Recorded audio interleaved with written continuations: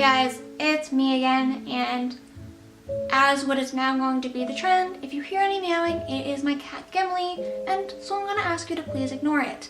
He doesn't really like to be picked up that much, so you probably won't see him all that often in my videos, but you will probably hear him at some time screaming at me to pet him. So in this video, I wanted to address a topic that has been something I've been dealing with ever since I started writing my book years and years ago, and that's this issue of originality, or rather this fear of not being original, which is something that I think a lot of writers deal with.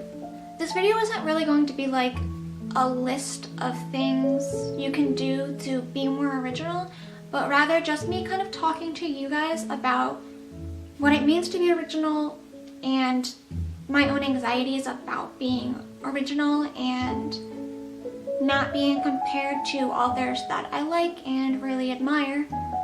So yeah, I hope you like this kind of video, and if you don't. So for me, I am writing a young adult fantasy novel about a young teenage girl who discovers she has magical powers. And as you might imagine, when you tell people about this kind of novel in which a person discovers they have magical powers, people's first instinct is to say, oh, just like Harry Potter. Which, no, my book is nothing like Harry Potter.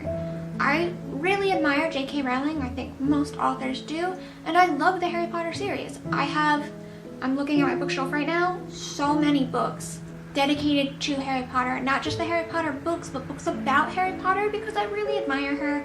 I like her writing, I admire her level and depth of world building, but that doesn't mean I want to write the same book she wrote. Nor does it mean that my book is anything like hers. In fact, I think my series is quite different.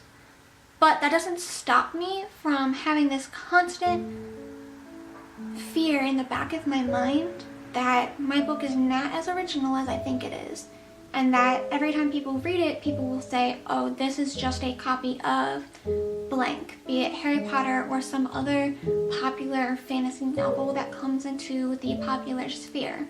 So every time I open up my laptop to start writing, this fear starts to nag at me, and it has, in a weird sort of way, helped me become more original out of fear of being unoriginal. So, as some of you might know, I am a literature student getting a master's in English literature, which means I did 4 years of undergrad in English literature, and I am now currently doing more years of studying about English literature.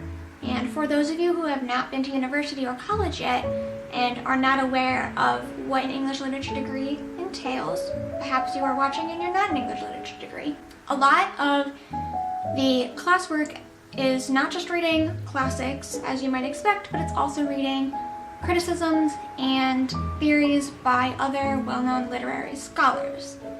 And one such scholar who, quite frankly, I find rather pretentious, but whose theory has stuck with me ever since I read it, is Harold Bloom's Anxiety of Influence. Now I'm going to sum up Harold Bloom's theory as quickly and easily as I can, because it is actually quite confusing, and the actual novel, or the actual book, is really dense. So basically what the theory says is that every author has this fear of just being a copy of their literary predecessor. And it is this fear that inspires authors, particularly good authors, to create new and original content out of the desire to not be influenced by their predecessors. This is what he dubs the anxiety of influence, and like I said, I'm simplifying it a lot, but basically when I read this, I had this striking realization that this was the reality I was living.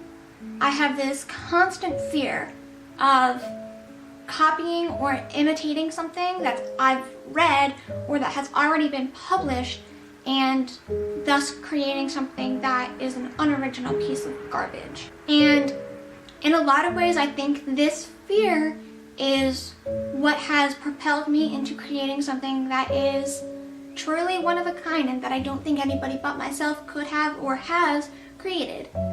Of course, the age-old adage, like, nothing is original anymore, everything has already been written. I think it's true. You're never going to be anything original, right? Dragons have been done, magic has been done, girls that have magic have been done, and female protagonists, and everything in my book has been done, but the characters, the relationships, the world building that I do, all of those things might have elements of things that have already been used, done, and written about, but when I combine them together, I create a story that only I could have created. And the same is for you.